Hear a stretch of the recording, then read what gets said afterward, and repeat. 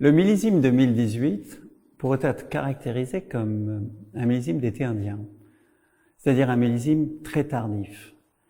Mais le début du millésime n'était pas forcément si facile que ça à cause d'un climat un peu difficile.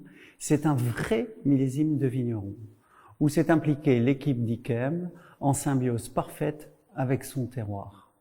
Les vendanges, nous les avons attendues au gré de la maturité et du beau temps, et nous avons enfin trouvé notre fenêtre fin octobre, où après une petite pluie, nous avons eu une botrytisation merveilleuse des raisins qui étaient parfaitement mûrs.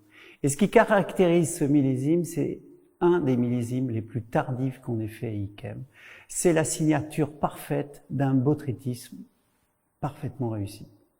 Ce millésime 2018 démarre sous des conditions climatiques quasi tropicales, avec des températures bien au-dessus des normales saisonnières, de l'ordre de 2 degrés au-dessus des normales, et une pluviométrie assez conséquente, qui a nécessité un travail très assidu à la vigne de la part de nos équipes de vigneronnes et de vignerons. Donc un millésime assez challenging au départ, mais qui évolue vers des conditions très séchantes à partir de la mi-août. Et là, le temps bascule véritablement. Le raisin est mûr, tout est parfait, mais finalement, sous ces conditions très sèches, Botrytis cinerea va mettre beaucoup de temps à se développer.